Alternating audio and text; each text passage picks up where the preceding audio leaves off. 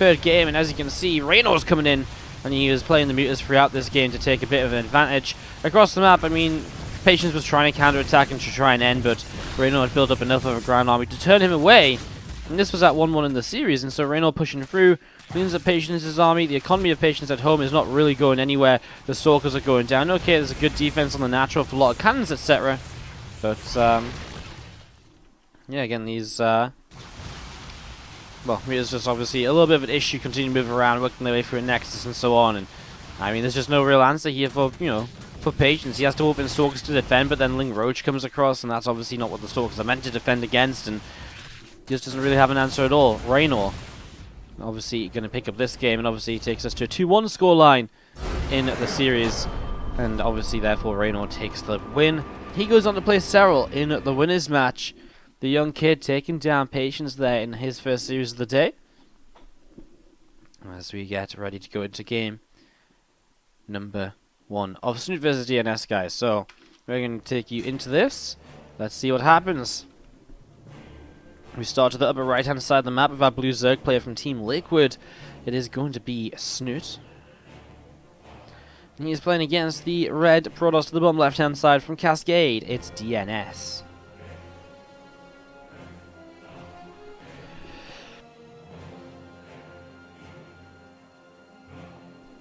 If I do just mute you guys for a few moments, it is just because I'm a little bit ill today, so I'm coughing quite a lot, etc.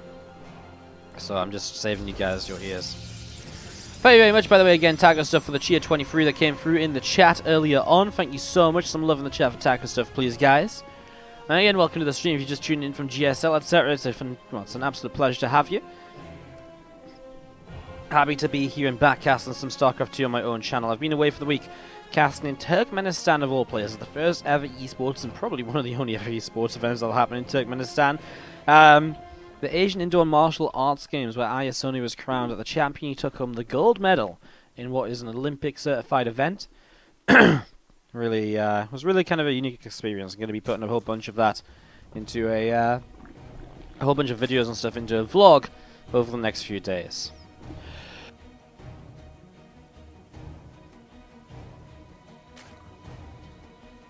Again, apologies. Every now and then I start coughing, I cough a lot, and then it goes away for like an hour. Then I start coughing all over again, so probably just a little bit ill. Hopefully, nothing too much of an issue. We should just be able to power through and bring you guys action all day long here today in day 1 of Takes Penthouse Party number 3. $4,350 on the line for this event, brought to you by Predator and NVIDIA. Let's set up right now into game number 1 of Snute and DnS. Hatchgas Pool going up against the Gate Nexus core. A standard opening, one we all know and love, one that we're not really surprised to see here.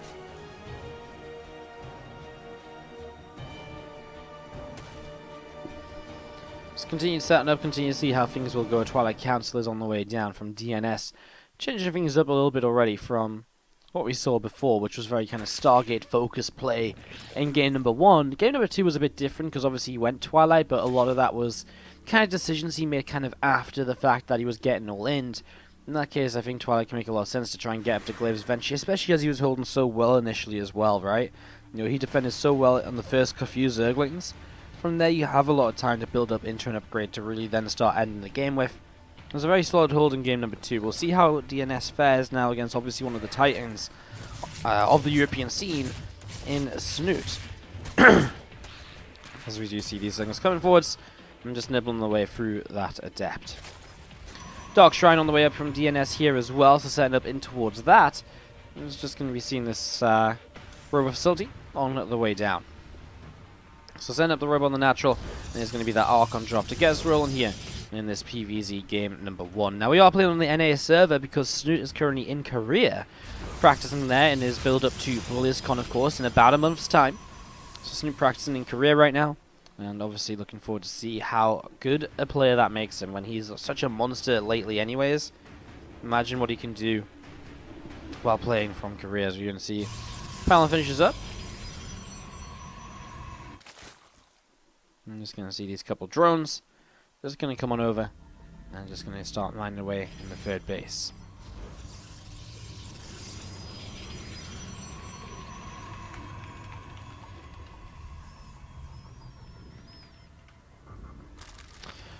Trouble will come in, so just going to be a little bit of pressure here from Snute as we set up into this. Dark Shrine about to finish in amongst these gateways. So these gates finish, and again, there's going to be seeing the Adept and Stalker coming up over the left-hand side. 3 more Spores, 14 more Zerglings on the way out at the moment. Warp Prism sets up here to push on forwards with a few of these DTs. And exactly as we expect this to go so far. Snute going to defend with the Link Queen. He's got Spore Crawlers up. We saw him defend an attack like this earlier from Soccer. We would be surprised if he wasn't able to do the same right now. Well, we just have to keep that Spore Crawler alive, which is not going to happen. It gets surrounded.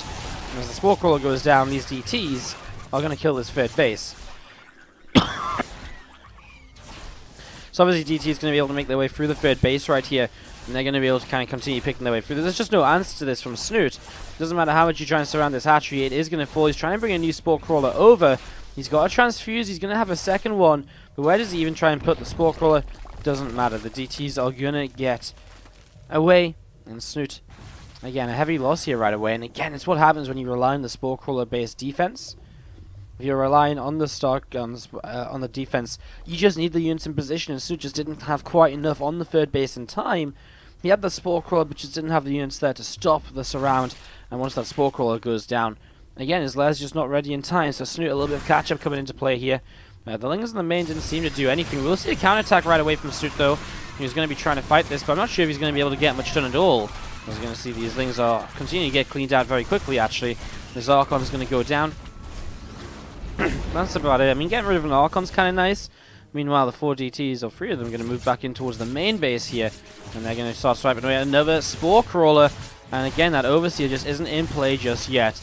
Going to be seeing the Spore actually getting some shots off onto the Warp Prism. Will get pushed away, actually. 6 workers going down, though. And again, Snute is struggling a little bit right now here in game number 1 against DnS. 4 more gates on the way up. Snute going into that +1 melee. Now he will have his third hatch coming back into play, but look at the lead which DnS takes here. Snute has been under heavy harassment throughout the first few minutes. Again, just falling apart a little bit to the DTs here, and just not having the units he needed in the right places to make the most of the situation. You can see the Archon and the Dark Temple in the prison going to be pulling back now over to the center. You can see the Hydraless Den is on the way up as well, and again, just going to see that +1 melee still trying to kind of push its way through here. So, set up in towards this. As you're going to see the charge upgrade about to finish up on the Twilight Council. So that's going to finish. Feelings drop in towards the main base. And we are going to see the Lings going for the surround. And he gets rid of at least one of those probes there right from the get-go. Another couple of Zerglings going down as well. We're still just going to be seeing these couple more Archons currently getting morphed on in. It's going to be a big follow-up attack from DnS, an aggressive one. You can't really blame him. When you kill off a third base, he puts Snute so far behind for a good amount of time, and putting your opponent behind for a good amount of time obviously leads you into the situation of, well, just pushing forwards into, you know, being able to kind of kill him right away, right? Lings and Queens are going to try and defend. A nice force field to block some Lings in. The Queens are going to get blocked in as well. And the reality is these Archons are just going to be so powerful here. The sentry's starting to go down as they're targeted. It would be nice to maybe pull them back a little bit further, but I mean, Hydra's popping out. There's just so many Archons here. A few Zels coming in to help tank here and there. They actually do pretty good damage as well. And this is going to be DnS picking up game number 1 against Snute. Again, losing that third hatch to the Dark Templar. It's something you just don't really recover from. GG. So DnS takes game 1 of this series. Game 2 going to be on the way up in just a moment.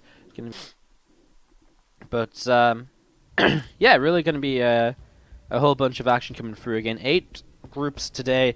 Obviously, some of them playing simultaneously. We'll do our best to give you guys as much action as possible going through all of these matches. Doing great, just found your channel. Well, welcome to the channel, Greyhawk. Glad to have you with us. I must apologize if it's your first time watching. My voice is a bit... I'm pretty ill today. I came back off a pretty rough travel home from an event just yesterday, so I'm feeling pretty rough, but powering through for some great StarCraft. We'd love to see Sort of do well, says Logic in the chat. We've got a couple of laser cheers coming in as well. So do let us know who you guys are interested in seeing, who you guys are looking forward to. I'll try and keep you guys up to date with the schedules, etc. throughout the day as well, but it is a bit complex. We do something like groups A and B now, and then C, D, G, and H next, and then groups E and F to finish the day much later on, so all of that going down. I guess we should introduce our players for Game 2 of this series. To the top left-hand side, our red Protoss is DnS. He's up by 1 here, as we have to the bottom right-hand side. The blue Zerg player from Team Liquid is Snute. And obviously, mistakes were made in that last game, but the reality is it all came down to just not having the units on that Spore Crawler, and that was the mistake that ended the game. Anything past that was not really much Snute could do about it. He was just going to be so far behind from there. So a very easy thing to fix, which, you know, it obviously is frustrating when you lose a game. You're like, God damn it, that was the one simple thing. But the reality is, going into Game 2, you can kind of keep a decent mindset saying, well, you know what, at least he didn't beat me in a straight-up macro game where I threw everything I had at him and I just couldn't, you know, win at all. So, yeah, just going to be kind of seen in this game. Obviously, Snute will be going and saying, okay, well, let's make sure I actually protect my Spore Crawler this time, make sure I just have enough units. Again, it's a much simpler fix than just having, like, something where you don't know what to do about it or something along those lines, you know.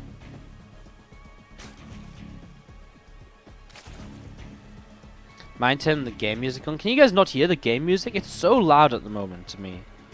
Can you guys really not hear it? Is it that quiet?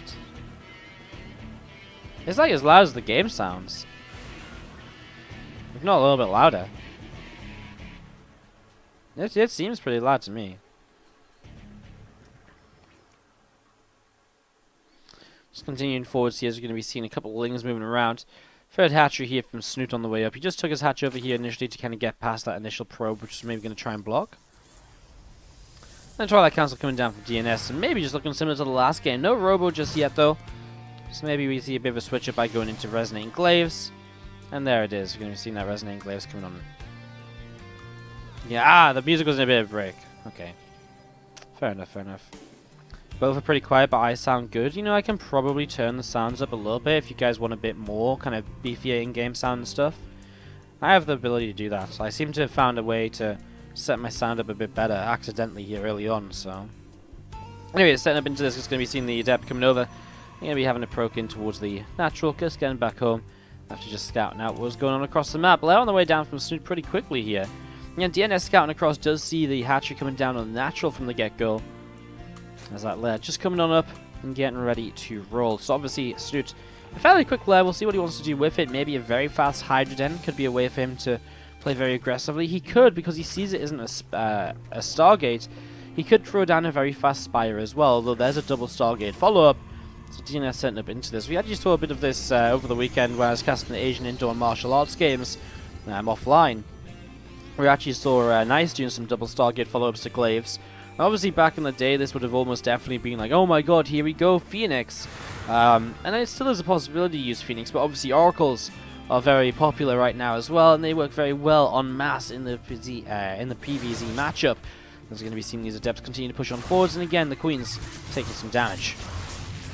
So let's see how Snute deals with this initially. He's actually going to lose one Queen here right away. I think he's starting to run on through to help some drones surrounding as well, but these Adepts have bullied their way in towards the little bit of a corner in this mineral line, minimizing their surface area and obviously allowing them to trade so much better than usual. Now they shade into the natural where they find themselves a bunch more drones. And the Snute doesn't really get too much done here right away. Something's coming in again, a couple more Adepts going down. And that will be pretty much it here so far. But 9 workers killed. It was a pretty decent attack here, and it is Oracles on the follow-up. Snute goes into that Hydrogen. So yeah, those Adepts actually got quite a bit done, as we see the Lings coming in towards the upper left-hand side. A few Adepts just sat to the side of this pylon. Nexus starting up on the third base.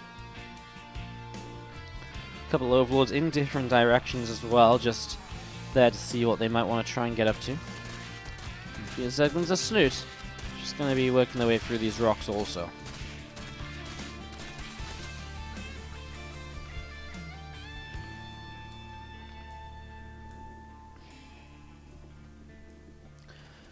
Again, kind of a little bit of calm before the storm here. 2 Oracles about to hit the natural mineral line, but there's Hydras and Queens in position. Plenty of them too, so DnS can't really do much. Turned for the Revelation. Didn't quite get it initially, gets it the second time around. Meanwhile, the rocks get knocked down just to close down the entranceways into Snute spaces. And DnS fairly happily right now setting up his own third base. What's up, Castaway999 coming through with the Twitch Prime sub as well, our first new subscription of the day. Thank you very much for using the Twitch Prime here on the channel. And just as we have a few moments here while Snute builds into what it looks to be a very aggressive Hydralisk base push in the next few moments, I just want to mention, of course, it is the last few days of September, so it's your last chance to get 50% off all new subscriptions to the channel. It does go a long way towards helping us out, of course, and allowing me to continue being a full-time streamer for StarCraft 2. And of course, you've got that Twitch Prime, give that sub button a click, and never know when it might just say you can subscribe for free with your Twitch Prime. Make use of it, and we'd be very happy to take it off your hands. Thanks again, Castaway999, for using that Twitch Prime and joining the Wardy family. More oracles on the way up as Hydras will break through this, and you can see Snute starting to create that creep highway for a couple of overloads out on the map. Again, he cut workers at 50 drones, and so he is building up into just such a high Hydra count so early on. But it's going to be very soon time for him to get going, you know. He's just gathering up. I wonder how much longer he actually waits for. He does have a Baneling Nest, although no Baneling speed. As you're going to see those Hydras coming back in towards the natural expansion here as well. Those Oracles looking to see what else they can do. As we're going to be seeing the Lingus pulling it back as well. Greyhawk 4 coming in with the $5 sub as well. Thank you so much. You just found the channel, you're subscribed already?